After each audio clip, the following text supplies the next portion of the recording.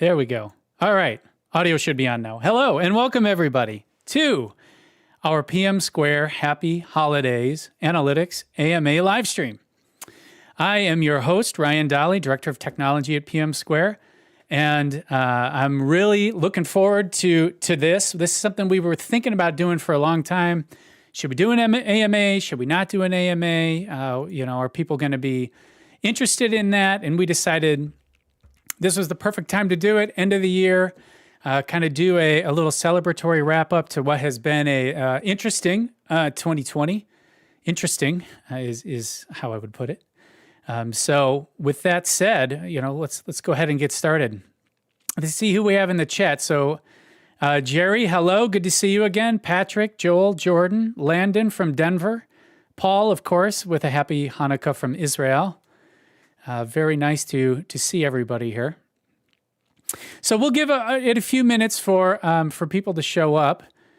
While we're doing that, some things I wanted to go through. Scott, nice to see you again, Scott. One of my favorite things about doing this is the people who show up like every time. I feel like I am starting to get to know some of you, at least a little bit through our interactions here. And that's really, it's like my favorite thing about this, really, is the community that's grown up around it.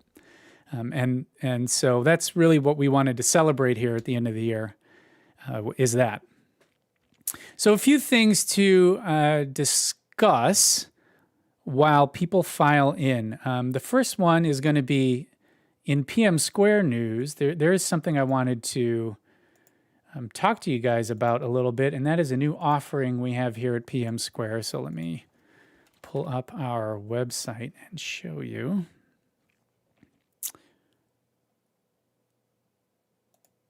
So we are now doing,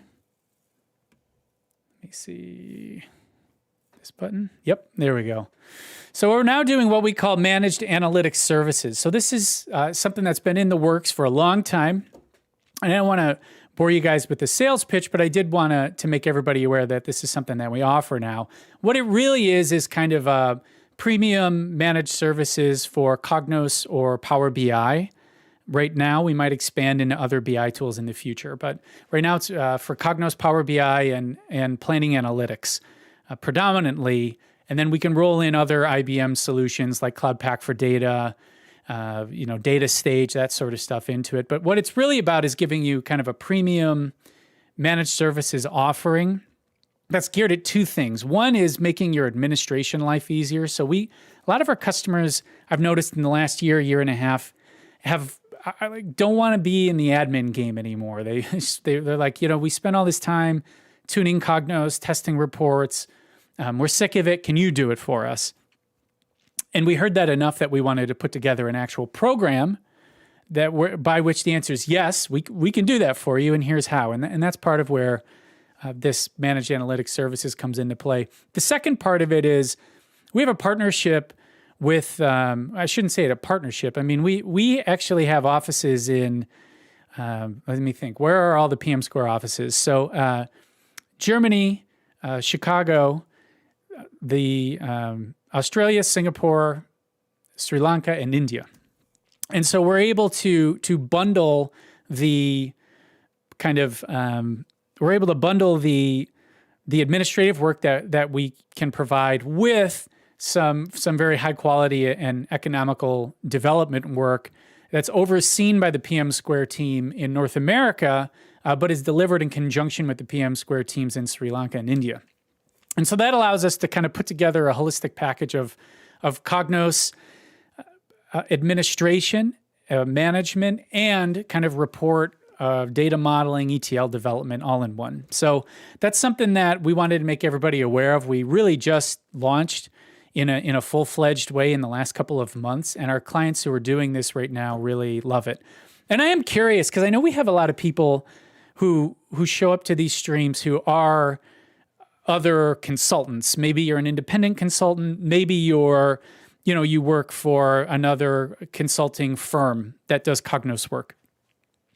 I am curious if this is the type of thing that any of you have seen kind of as a move in the marketplace, because we really have not just in analytics, but in lots of different kind of avenues of IT. It seems like there's a big move towards managed services and the cloud, oftentimes together. Customers will say, I want to get off of my on-prem database or data center, and I want someone else to manage this cloud stuff for me. And then part of that becomes managing the analytics applications that are running on the cloud. So if any of you have experience with that, if you're another pro in the field, I am curious whether or not you see that shift in your clients, because I definitely see it in mine. So with that said, there's a feature, a little segment I wanted to do for you all today that I'm going to call, this is kind of the year in review, or also known as the top 5 Cognos features of 2020.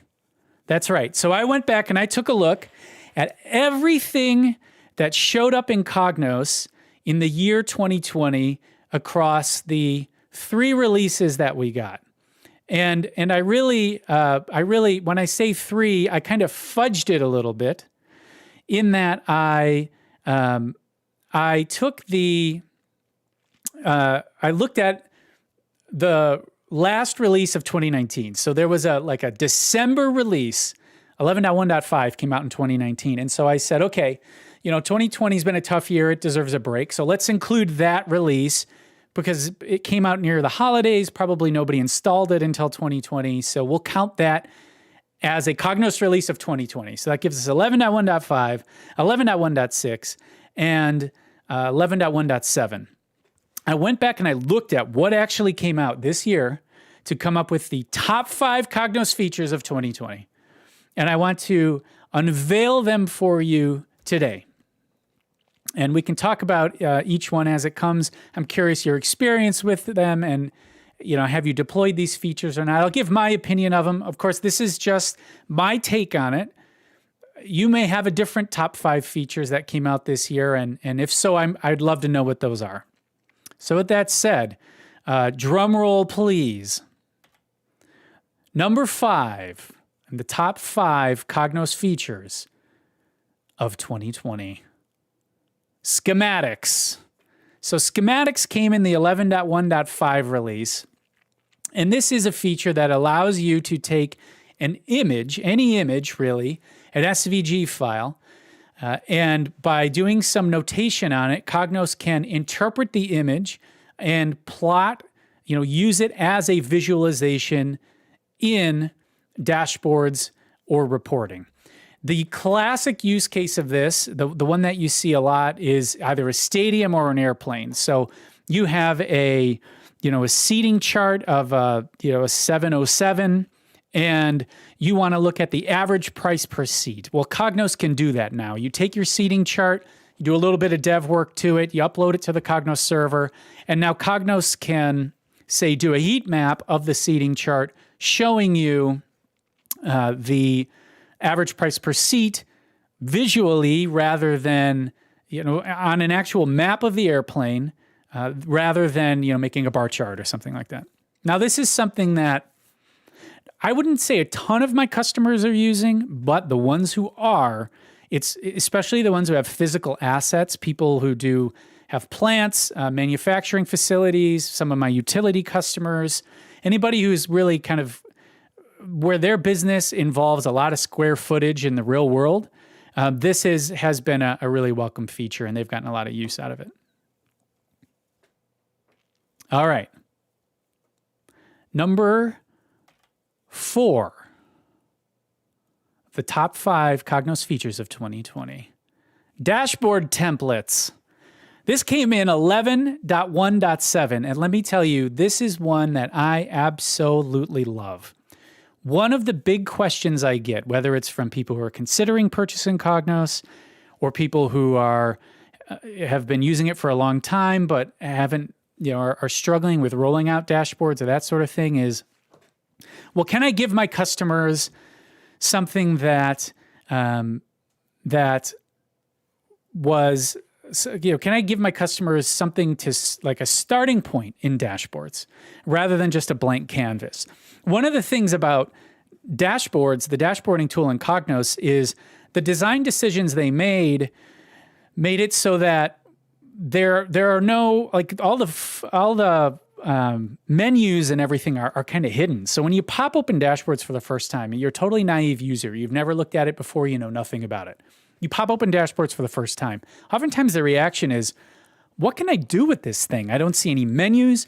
I don't see any buttons. It's unclear how I can even interact with it. And the dashboard templates does a great job of solving that. So what this allows you to do is you go in and you build a dashboard, and then when you click the save button, so you build a dashboard, you put in your visualizations. I got a map, a heat map, a bar chart, a line chart, all of that stuff. You arrange it the way you like. You format it. You format the numbers, the abbreviations. So instead of all these trailing zeros, 20 billion just says 20B. You do all that kind of stuff you want to it. Custom colors, the whole deal. Then when you click on the save button, it gives you the ability to save as a template. And what that does is it actually strips out all the data, but it leaves the formatting in place. And then when someone comes in, and you can see here this custom button and the custom templates, when an end user comes in to build a new dashboard, those templates exist for them. So they can take the template you built. Again, it's disconnected from the data source that you built it on. They can apply their own data source to it. Maybe you built it on a framework manager model, and the end user wants to upload a spreadsheet, use their spreadsheet data. No problem. They can come in here and do that.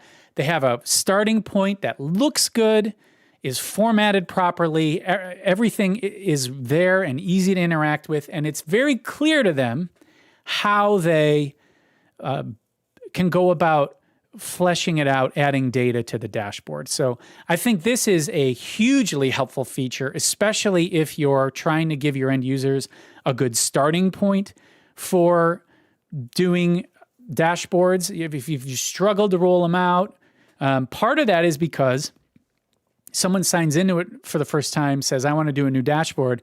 It's really challenging to, like I said earlier, to figure out what can I do in this darn thing. And this is really going to help you with that. All right. I see some comments. Azraq says, yes, the templates are great. They are great. I am curious in the chat. If you are using the templates, what has been your experience with them? And if you aren't, is there a reason you're not? Because I think they're a really great feature. So do let me know. Have you tried these? And if so, how has it gone?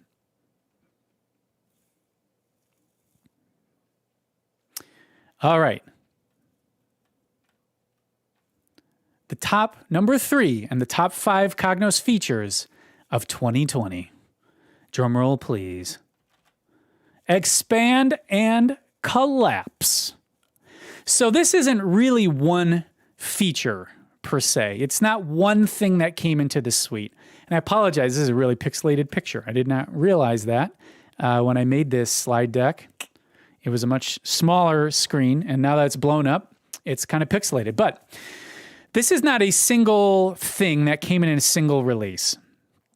What this is it represents a suite of features that just give you the ability to click a plus button and expand a member in a dashboard, crosstab, or the data table. That's really where these most come into play. So when I say expanded collapse, I mean the data table in reporting and the changes that they made to the crosstab in dashboards.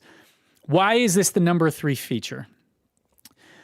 Because we've been asking for it in Cognos since I started working in Cognos. So that would have been in 2000. I did an internship in Cognos. A lot of you know this at General Motors back from 2001 to 2003.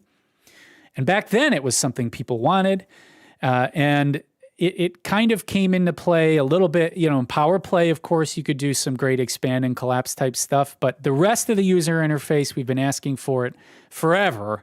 And finally, in 2020, IBM started to deliver by giving us expand and collapse capabilities, not everywhere, not in the legacy lists and crosstabs, but in the crosstab object in dashboards and in the data table in reporting. And for that, I am very thankful. Now, if you want to get expand and collapse in a normal Cognos crosstab in reporting or a normal Cognos list in reporting, you can totally do that. The way to do it is to reach out to us because we have some custom controls that are part of the CogBox Premium that will allow you to do that. For those of you who don't know, the CogBox is a kind of a free tool that we make available to everybody at pmsquare.com/cogbox. Plus, there's a kind of some premium custom controls you can add on. So do check that out. That'll give you the ability to do expand and collapse it just across everything in Cognos. But we're moving in that direction, and I'm really happy that IBM added this in. So PowerPlay was years ahead. Yeah, I mean, PowerPlay, I sometimes make this corny joke. I'm sure I've said it on stream before, but it's, I remember the first time when, in reference to Tableau, I always say, I remember what Tableau was called the first time it came around. It was called PowerPlay, because really, they really attacked the market in the same way. If you remember, PowerPlay was like a desktop application that end users would get, and they would just go crazy doing stuff in there. So Tableau was really, that's how Tableau grew to be what it was. Now, Dashboard Crosstab was only DMR of Cube. Yeah, so definitely when it first launched, it really only worked on DMRs and like OLAP cubes. I'm not 100% certain. Obviously, the roadmap is to make sure it works with navigation paths and data sets. I don't think they've done that yet. I'm not 100% certain, but that's a good point. That out of the box to begin with, it certainly only worked with OLAP cubes and multidimensional data sources rather than nav paths in data modules. All right, the number 2 new Cognos feature of 2020, the dashboard UI redesign. Now, I just grabbed one quick picture here. Because I think this encapsulates everything that they did for the dashboard UI redesign. Because what they did is so simple. They just added drop zones to visualizations. And that's not the only thing they did that's new in dashboards. But in my mind, it really encapsulates the spirit of what they did. They made it so much easier to figure out how to use them and build things in them. How did they do that? Well, a couple ways. The drop zones on visualizations. I mean, frankly, I've done a lot of formal and informal training courses on dashboards and data modules over the years. And one of the biggest things when people first come into dashboards is they really, like, you create a visualization and then they would have a really hard time figuring out, okay, I've got this blank viz and I've got my data source, and I know I can drag and drop, but like, what do I do? I drag and drop, year to what? And they couldn't figure it out. It was just never readily apparent to people, but these drop zones make it readily apparent to people. Likewise, the menus are now pinned to the top of the screen. So that they're always in one place. You can develop some muscle memory about where are the buttons and what do the buttons do, rather than before the dashboard UI redesign, the menu would fly out any old place and you could never figure out, okay, where do, you just couldn't develop muscle memory. Like, first I click here and then I move my mouse exactly 1.74 inches in this direction and then I click again, right? It's an important thing for a piece of software to have, in my opinion, that you can kind of, like the tactile sense you get from doing the same thing over and over again in the same way. You just couldn't do it in dashboards because you could never tell where the darn where the darn menu was going to fly out. They pinned them to the top of the screen, which was great. And then the changes they made to the, adding the fields menu that flies out on the right-hand side. I don't love that it's on the right-hand side because you do have to drag things a long way from one side of the screen to the other. But they helped alleviate that by putting the search in the fields menu. So you can say, click on, length in the fields menu and type, and it'll search through all the data that's available in the dashboard and find the things that satisfy your search term. So all of this combined, in my opinion, is the second best thing they've added to Cognos in the year 2020. It really took dashboards from something that just was not competitive with Tableau or Power BI to something that really is in the same world of self-service visualization and dashboarding tools. I'm not going to tell you, is it as good as Tableau or Power BI? Well, it has its strengths, it has its weaknesses. A lot of people really love Tableau and Power BI, but now you can at least talk about dashboards as an appropriate tool that can accomplish a lot of the same things in a user-friendly way, which was just not true this time in 2019. So that is the number 2 feature that Cognos and IBM gave us in 2020. And I can see, I can't tell you how many times I confused the axis and visualizations. This new feature is great. Absolutely. It made so many things more clear when it comes to building dashboards. I really can't say enough about it. Okay. And now, the number 1 new feature of Cognos Analytics in 2020 was custom tables. Custom tables. I love these things. I love them, okay? And the reason why is because before custom tables, there really was no way to make the argument that data modules could replace most, not all, most of what you were doing in Framework Manager. Not only that, because custom tables are so easy to build, and because the structure of data modules is so much simpler than Framework Manager, 1 layer versus 3 layers with inheritance between the layers, I would say that this even goes beyond what you can do in Framework Manager in terms of your ability to rapidly combine data from multiple data sources or clean up, say operational third normal form data to make it look or function like a single table, clean it up, make it all around better and easier for end users to understand. In my mind, when they added custom tables, that was the key to unlocking data modules as a tool that you can really actually use. And you guys know this about me. I'm the data modules guy. I love data modules. I think everybody should be using them. Do they have some shortcomings? Yes. Does the custom table feature have some shortcomings? 100%. The biggest shortcoming in custom tables is probably that once you build them, unfortunately, you can't swap things out.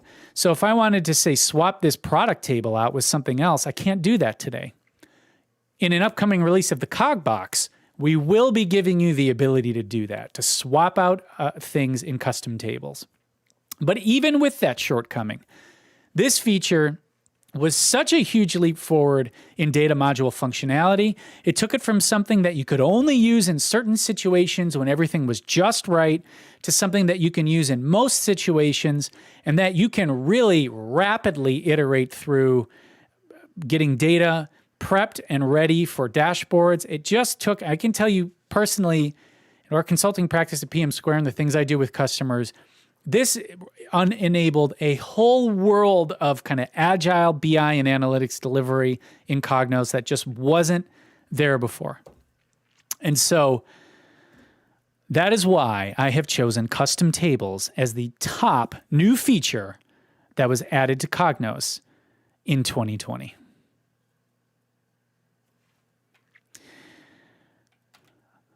I have a bonus number 1. This is not something that IBM added to Cognos, but it is something that became available in 2020 that I think really can help you take your Cognos development to the next level, and that is the Cog Box, brought to you by Cognos Paul. I've already mentioned the Cog Box once, but we really love this thing, and so I wanted to mention it again. The Cog Box, if you're curious about it, we did a live stream about it last month, I believe. You can go check it out on the PM Square channel. It's definitely there. Look at the video. I walk through what it is, and then go to pmsquare.com/cogbox to download it. The base Cogbox is free, and it really answers a lot of major pain points, especially in report development.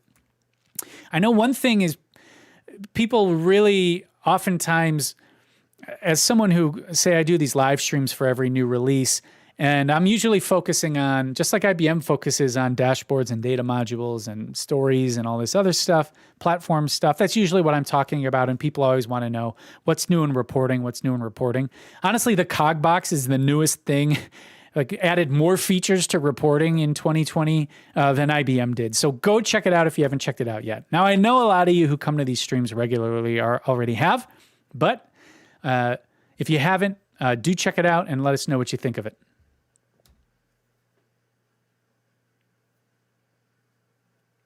All right. That is the bonus number one. Now, I would also call out, there's an honorable mention I would call out, and that is the changes to data sets. The changes to data sets that came in 11.1.7 really unlocked a ton of power there as well. So that's the big honorable mention that I would encourage you to check out if you haven't, is data sets. Yeah, I saw that the Cogbox does not work for me in Cognos Analytics in the cloud on reports. So I know Paul's watching. Paul, maybe we should reach out and try to figure out why that is, why it's not working on Cognos on cloud. We'll do that. So we'll be in touch. All right. So I hope you guys enjoyed that segment. You know, we're going to try to come up with segments like that in the future. You know, just little things where we can.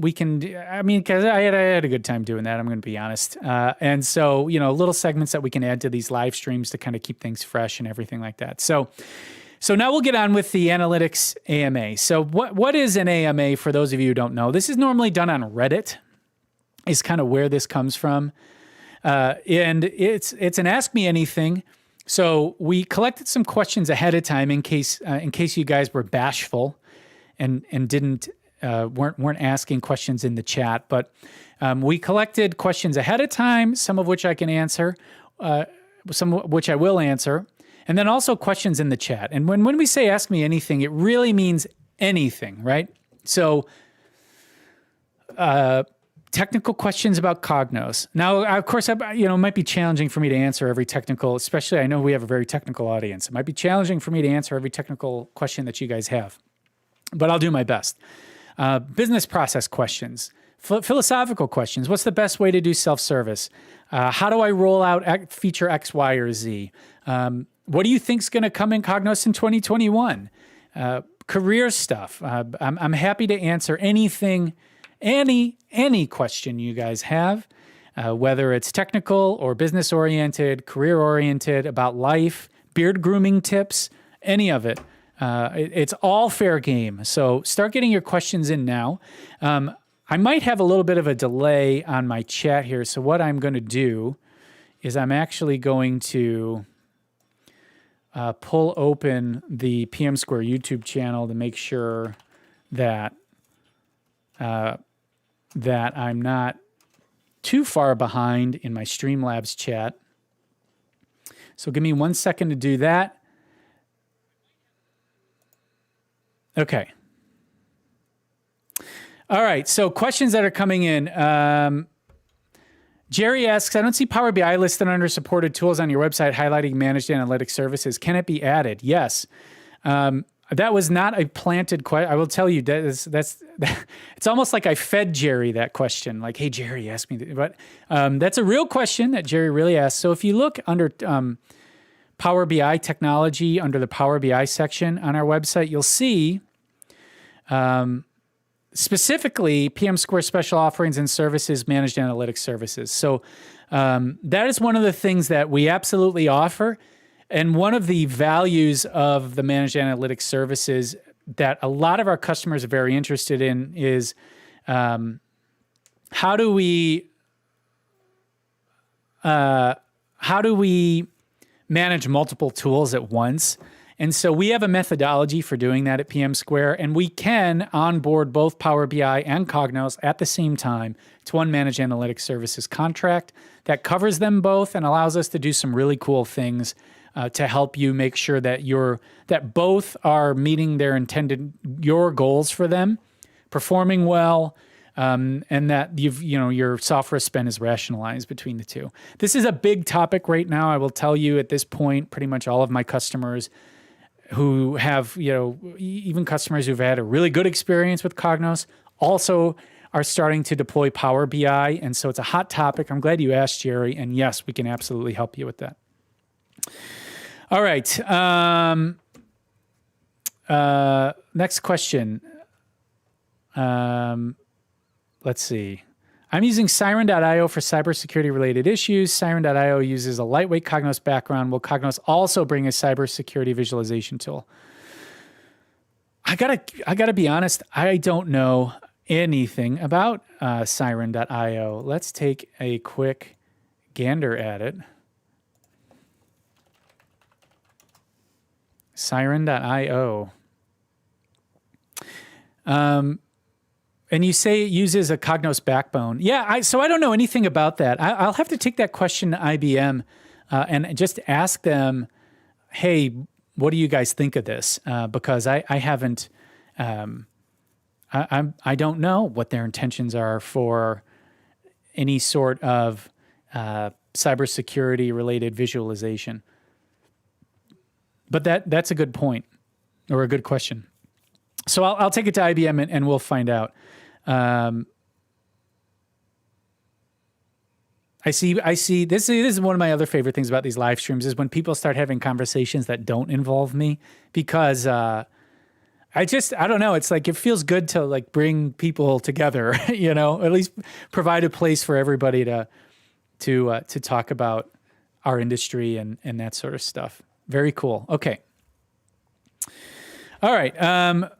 I saw a question about what's the best way to cook rice? So what I do to cook rice is I take the rice and I first wash it like 2 or 3 times. I put it in like a strainer with a fine mesh, and I wash it 2 or 3 times.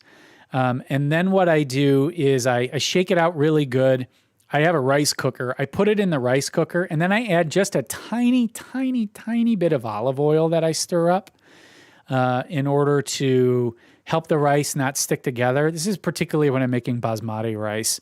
And then I just let the rice cooker do its thing. So that's the way I do it. Your mileage may vary, but that is the way to cook rice in the Dolley household. Like I said, it's an AMA. All questions are fair. While I'm waiting for some to come into the chat, let me just pop open the questions that I had here. So we did have some come in. One question was, is it possible to use the relative date function in data modules without an as of date parameter? So absolutely. Let me show you so let's just pop open the Cognos PM Square Cognos environment here and have a gander at it. So the question is, can I do relative dates in data modules without setting in an as-of-date parameter? The answer is yes. And really, the way to think about this is that the relative date, and I'll just build one really quick in case anybody watching now or in the future is unfamiliar with what the relative date functionality is. So let me we've got data source bloat here on the PM Square server. What am I looking for? Let's do Great Outdoors Sales here.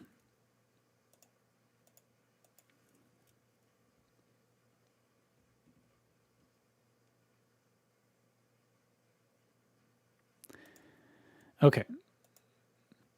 And I think order details has a date on it for me. Yes, it does. Okay, let's roll with that. So relative date functionality, what is it? And then I'll answer the question. So what it is it's the ability of Cognos to very easily generate relative date categories for dates that you have in your data with just a couple clicks. And you'll see what I mean by relative date in a second. So I'm going to click up here. I'm going to choose Add New Sources, and I'm going to browse to the samples. And inside of the samples, we should have this relative date folder. Nope, that's not it. Where did it go? Or is it the calendars folder? Where's the calendars folder? Should be in here. There it is, calendars. Okay. So I'm going to add this fiscal calendar to my data module. It's going to bring it in as a linked table. And hide it from your users by default. So you can see that right here. And now what I'm going to do is I'm going to go down to ship date, and I'll expand ship date so you can see the members in ship date. But when I look at the properties, you'll see here what this does. So when I go to lookup reference and I choose fiscal calendar, it automatically adds all of these filters for you. So these become drag and drop filters that allow you to easily filter your data to prior month, prior quarter, prior year, same month last quarter. Really helpful. Really, really helpful that it automatically does this. It then enables you to kind of cascade that through to the measures. So like if I were to look at unit sale price and I want to do the same thing, I choose that ship date as a lookup reference. Now you can see I can expand this and I have the relative measures. So why would I use this? Well, I could use current month. Let's say I have a line chart. I can make a current month. I can make a line chart with two lines, right? The current month line and the same month last year line. So I can compare December 2020 to December 2019 on one chart. So the question wasn't how to do that. The question was, well, can I do this without an as of date parameter? And the answer is yes. What this is going to do, if you don't use an as of date parameter, this is going to, all of these relative time categories are going to be as of today, right? So your data has to be up to date as of today. If your data is stale, then you run into an issue where, and you'll see this with the Cognos sample data, you run into an issue where you look at current month and it's blank because the data, it's the way to think about this is from the system's perspective without using as of date. The current date is today. The current month is December. The current year is 2020. If your data is from 2015, current month is blank, current day is blank, current year is blank. So these won't really, the data needs to be up to date. But if the data is up to date, you do not need to set an as of date parameter in order to use this feature. It will assume the as of date is today. Now, if you do create an as of date parameter, then you can start tinkering with this sort of stuff to be able to, so you can change the as of date, which will change all of the relative measures. Jerry asks, what version of Cognos Analytics introduced relative date functions? That came in 11.1. So it was in the base 11.1 release. I mean, it was the thing that sold me on 11.1. I remember when 11.1 came out, we got a preview of it. We were one of, I think, 3 or 4 partners who got access to a beta instance, and we got to test it. So I knew the relative date functionality was coming, but I was down in October at the Data and AI Forum back when we could do things like have conferences. And it was like, people were floored by that feature. And so it was really cool. I had a great time talking to people about it at that conference. It came in 11.1. Looking at some other questions in here. So can ESRI ArcGIS mapping API plot specific points from databases and raw data information such as hockey stick sales in Florida, city, town? So I'll tell you straight off the bat, I'm not an ESRI ArcGIS pro. I have, I'm not an amateur. I'm not a GIS guy. I have worked with people who use ESRI, particularly a while ago, earlier on in my career before I got into consulting, I worked at an electrical company, electrical and gas, in Madison, Wisconsin. And I worked very closely with the GIS team there. And one of the things that I did was I worked with the GIS team to develop a dashboard that would plot our, have a map that would plot our physical assets. So, plants, lines, transformers, all sorts of stuff that they could use to help manage dispatch during outages and storms. And that involved the direct integration of ArcGIS and Cognos. And ArcGIS can absolutely plot all of that stuff. And you can bring it into Cognos. Now, you're going to have an easier time bringing Mapbox into Cognos because Cognos works with Mapbox natively. But there are things you can do to try to integrate ArcGIS into it as well. And so that is why I know, yes, ArcGIS can absolutely plot that sort of stuff.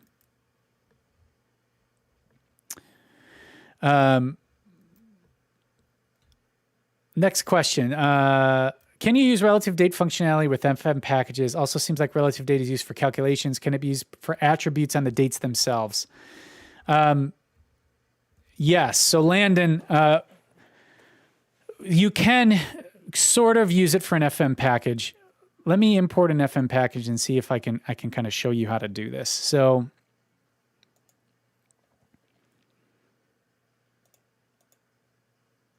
look at that. There's a package called Ryan Smells. Isn't that cute? That's not the one I wanted though. Let me look in the models folder here.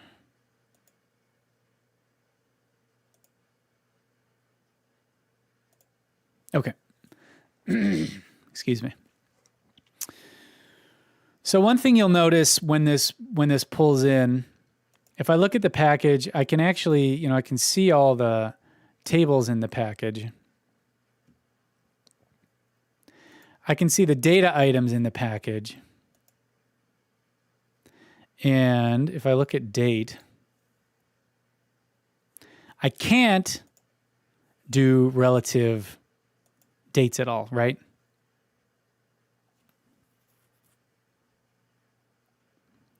But what you can do is if you create a custom table here, so now I'm going to go custom tables, create a new one. Okay, I'm going to choose the package here and create a view of tables. And now I'm going to, and this is, why is this? This whole thing is locked up here. Hello, Cognos. Hello.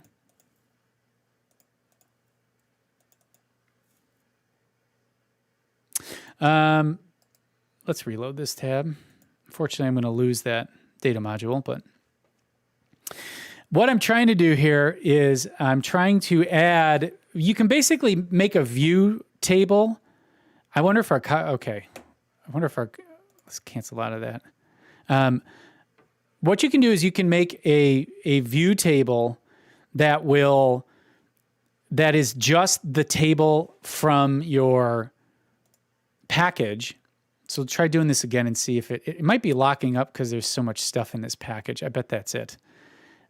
These can be a little fussy sometimes. Also, one thing about Cognos 11 is so much stuff processes on your local machine, and my computer is not up to snuff anymore.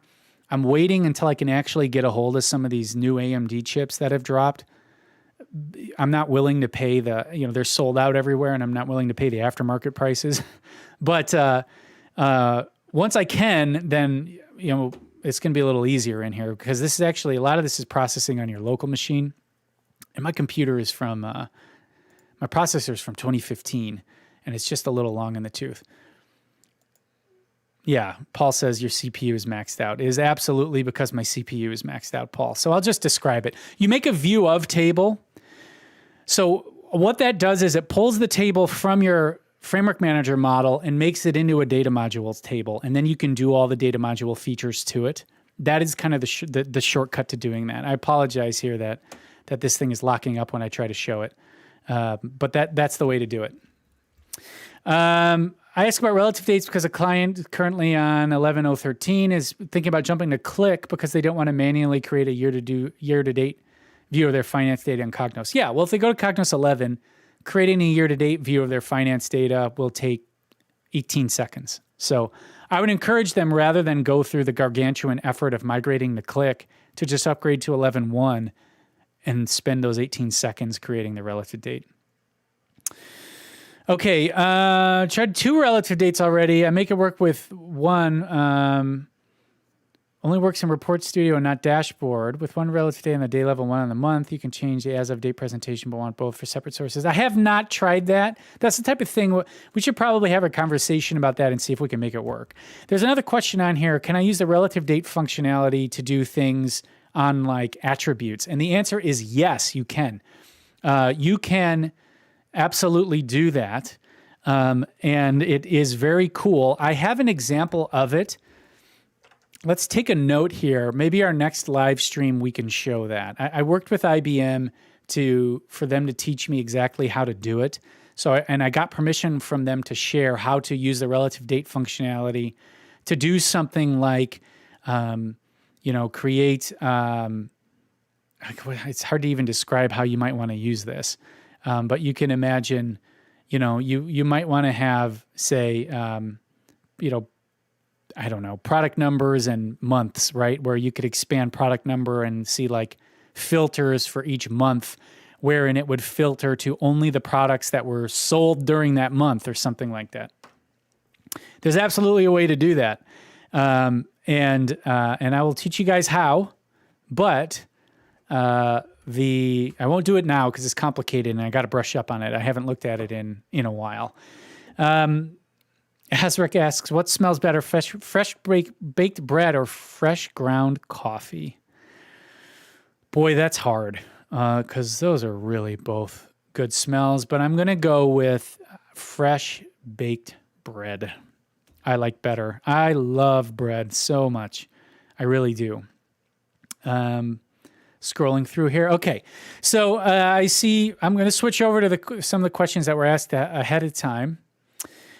So one that came up multiple times is how do I either get data out of SharePoint or get data into SharePoint? And there's not a great I don't have incredible answers for you there. So if you remember back in the Cognos 10 days, there was something called a SharePoint web part. And that actually allowed you to embed directly in SharePoint like a window that had the Cognos content in it, and you could run the Cognos content from within SharePoint. And it did a couple other things. I did use it, actually, but not a ton. Now, the way to do it now is so first of all, to get stuff into SharePoint, the way to do it is to embed it in an iframe. That's the way to do it.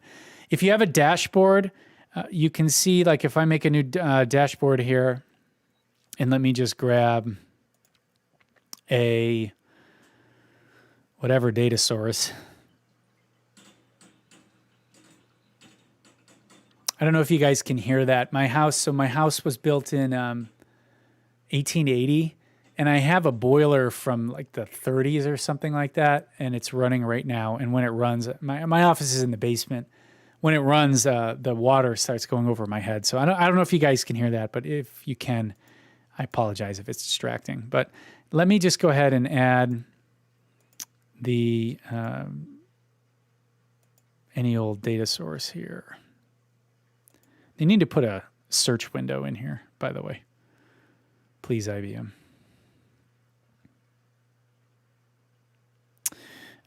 What am I looking at? Data, sporting goods company will work. Okay. So there's this share button, and if I go ahead and save this guy, Let's build something real quick first. Quantity here. Drop that in. Let it think. Yeah, it's definitely my local machine is tapped out.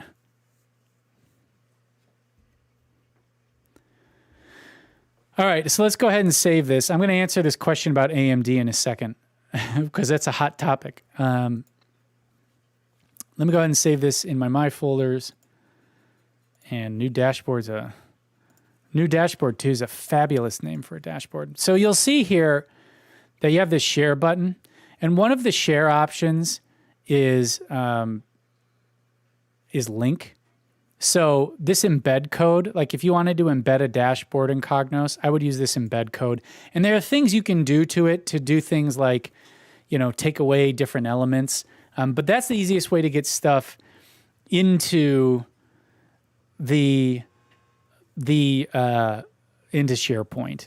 Is come up with an iframe that is going to embed the content you want. Now, for getting stuff out of SharePoint, specifically SharePoint lists, I did some looking into this, and I pretty quickly determined that it was going to take a decent amount of effort on my part in order to demonstrate this. And so I want to show you, I'm sure it's Paul Hoffman who asked this question. I'm sure you've Googled SharePoint list Cognos, Paul, but if you look in here, you'll see that, so there's a framework manager way to do it by making the SharePoint list an XML data source and then creating a framework manager package that uses the XML data source.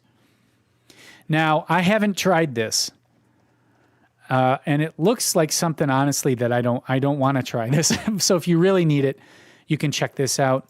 The other option would be, what I think might be a better option is, can you set up an automatic export of the data from SharePoint into some other data source, SQL Server table or something like that, and then have Cognos point to that? That would probably be what I would recommend. I know SSIS has the ability to do that. I briefly looked in, like, well, could I write a Power App to do that? It seemed like maybe, but I didn't get that deep into it. But I think that would be the way to approach it. But really, IBM needs to add a SharePoint list data source. That would be the best. Now, I'm curious. I know this is something that comes up a lot. So has anyone in the chat ever tried to add a SharePoint list to Cognos and found a better way to do it than what I've described, which is either follow those really old school steps to add an XML data source and allow Cognos to access the XML data source, or go ahead and export, write basically a lightweight ETL process to get the data out of SharePoint and then have Cognos pull the data there. All right, so let's talk about AMD versus Intel right now. I have always been and I shouldn't say I've always been an AMD guy or an Intel guy.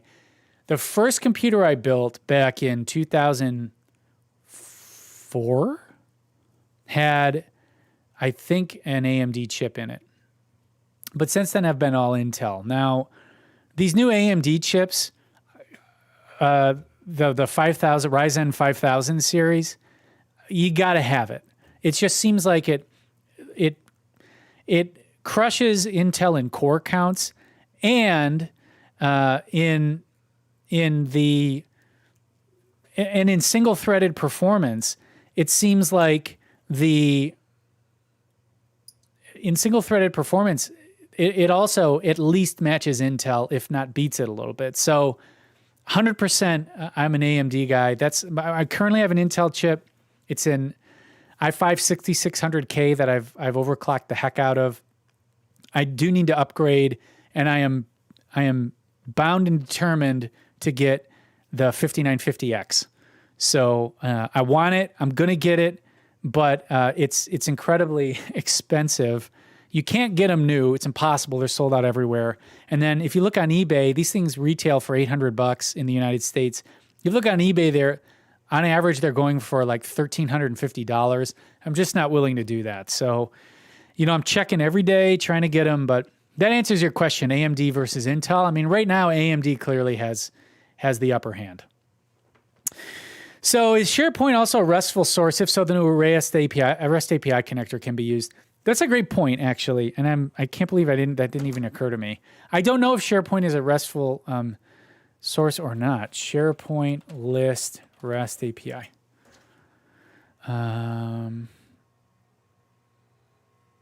SharePoint REST endpoints.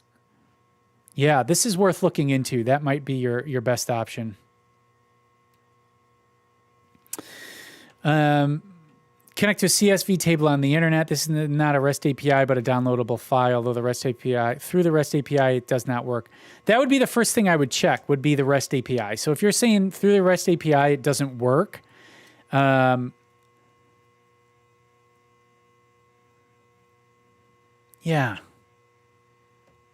I just would expect it to work.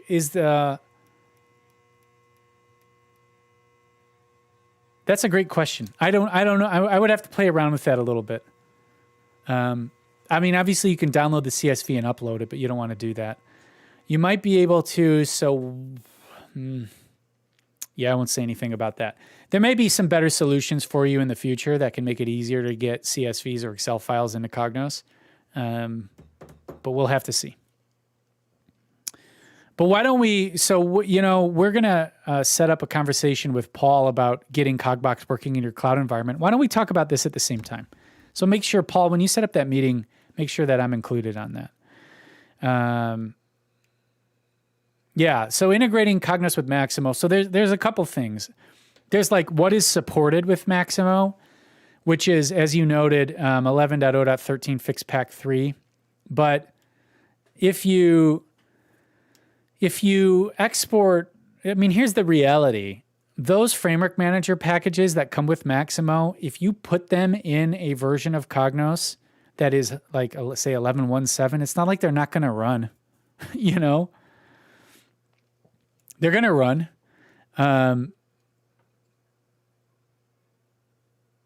They're going to run. So, like, I mean, it obviously introduces a licensing question because you're not necessarily, like, Maximo is not shipping with 11.1.7, and I doubt you're entitled to it. But if you have it, there's nothing preventing you from doing that. Obviously, if you go to Maximo and say, hey, I want some support with that, they're going to tell you no. But, then you call me. Alaric,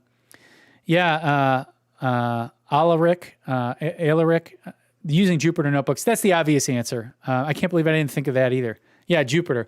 I mean, Jupyter allows you, the fact that Jupyter is embedded in Cognos allows you to solve so many problems that really, when you're banging your head against something, doing it in Jupyter, it should be one of the first things you think of, I would think, especially because you can write directly to data sets from Jupyter, so you can ingest data from wherever and then load a data set from within that Jupyter notebook. Absolutely, that's the way to do it. That's the way to do it, if you can. Now, I know you might be using Cognos on Cloud, and I don't know that they've actually integrated Jupyter Notebooks with Cognos on Cloud yet. I know it's on the roadmap of things to do, but I'm not sure if they've actually done it.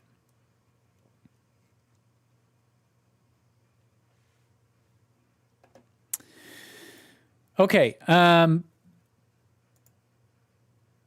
Another question that was asked ahead of time, is there a way to combine is there a way to combine data from several FM packages without data sets?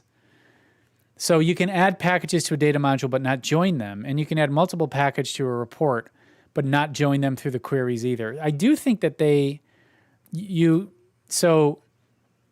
can't, it is true that you're not supposed to join queries from different packages together in reporting. Now, you can do it. We have done it. I mean, sometimes it works. Sometimes it does funky stuff, but it does work. Now, as far as joining things together, like joining packages together in data modules, I know for the longest time, you could not do this. I'm going to guess that you still can't, but I haven't tried it in a while. So let's just try it, and then we'll talk about the workaround. It's not a great workaround, but it does work. So it's really hard to pick a folder and talk at the same time. I'm going to be honest, guys. It's challenging. So let's just look here in models. And what did I added? Go data warehouse. So let's add sales query.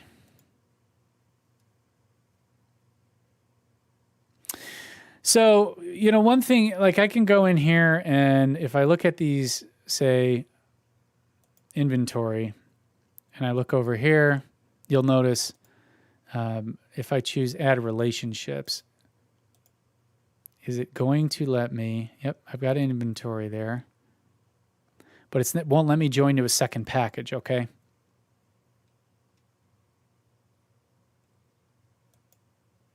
So what you would do instead is kind of the thing I showed you before where, and this is not like an awesome solution, but what you can do is using the custom tables, create a view of tables, say of the folders. So I've got these two packages, Go Sales and Go Data Warehouse Query. I can create a view of tables to pull the tables I want out of one package and then join it to the other package. It would allow you to do it. Like I said, it's not as simple as, it's not as good of a solution as just, well, I just want to join the packages together, but it will get you what you're looking for. But you do have to do it basically on a table by table basis in order to construct those relationships. But it's definitely it. Joining custom views from either package is the way to do it.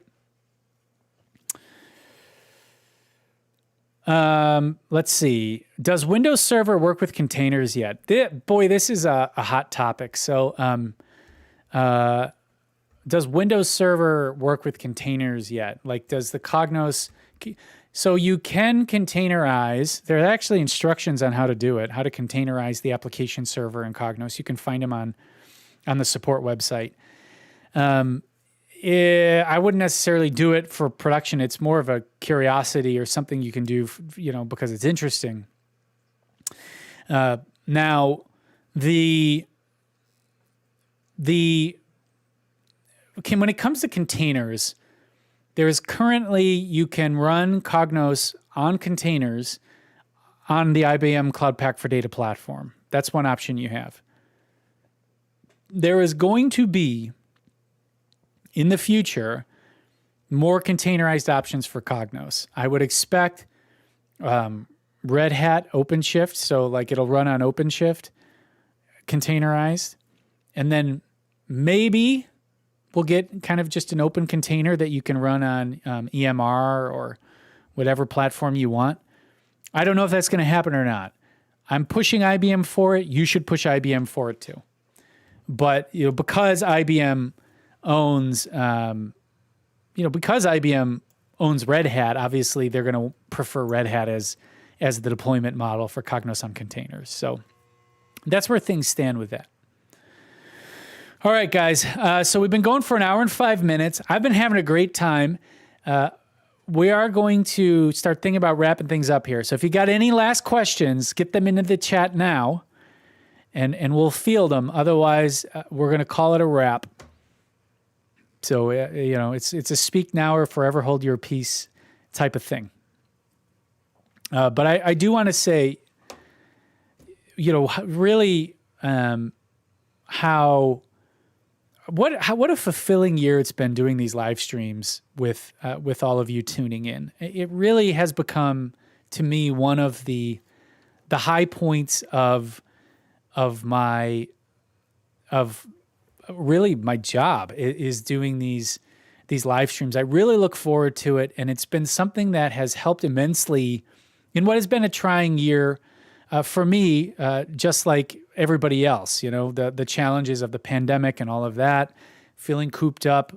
It's been hard, but having the ability to come here once a month or so and meet with you and talk with you all and kind of geek out about Cognos and what's going on in the product has really been very valuable for me personally. So I want to thank you all for showing up to these, because we've got a nice little community built up. It's fun, and it's been a great thing to do in 2020 to kind of help me and I think help everybody get through it. So thank you so much from the bottom of my heart for showing up today and to all of our other live streams. And Really, I mean it. Thank you. Now, a couple last questions to answer. So what's a good resource for learning Jupyter Notebooks in CA? I would say, so here's one of the great things about Jupyter in CA. IBM did not like reskin it or come up with some weirdo Cognos deployment of Jupyter. It's just Jupyter. So, if you go to YouTube and just look up like learning Jupyter Notebooks, you will find lots of information for how to do it, how to do stuff in Jupyter, and all of that is going to apply to Cognos. The final piece you're going to want to learn for Cognos is if you just Google like, Jupyter Notebook Cognos, you'll get the IBM support page that will tell you kind of the Cognos specific things you can do about reading data out of data sets or putting data into data sets. But otherwise, it's just Jupyter. So I would just learn Jupyter, learn Python, and that's going to apply to CA. Is there a link to describe the CA data catalog? They want to move from Tableau to Cognos. Tableau is a data catalog, and I want to show them that the CA data catalog is similar if indeed they are. Well, so it really depends on what you mean by data catalog, right? I think, Scott, we should probably have a conversation off of the stream about that. Can we revert CA to the classic UI? Absolutely, you can.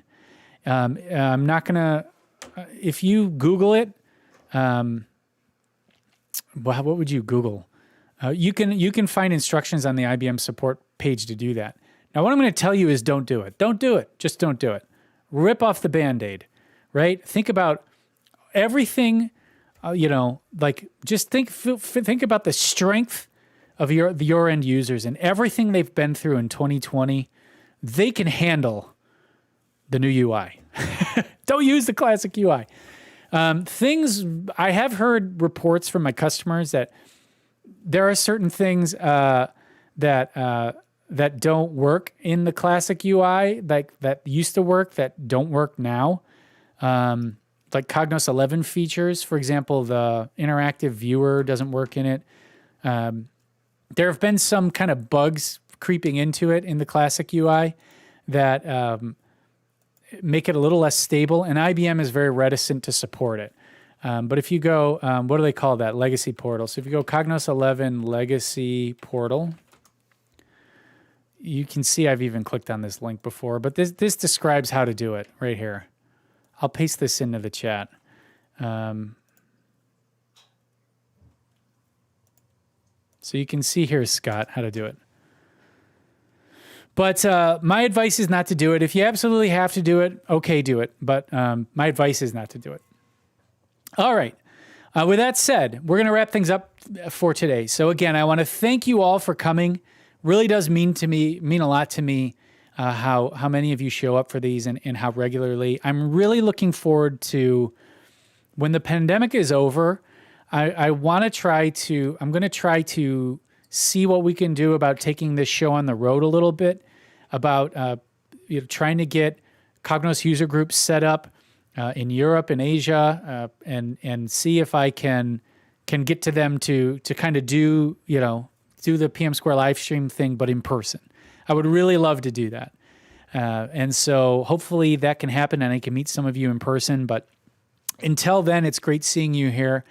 And remember to check out the PM Square website. Check out the Cog box. If managed services is something that you might be interested in, reach out to us to talk about that. And until next time, enjoy your holidays. And have a good New Year, have a good Christmas, Merry Christmas, everybody, and we'll see you in 2021 for the next PM Square live stream. All right, everybody, have a safe time, take care, and Ryan out.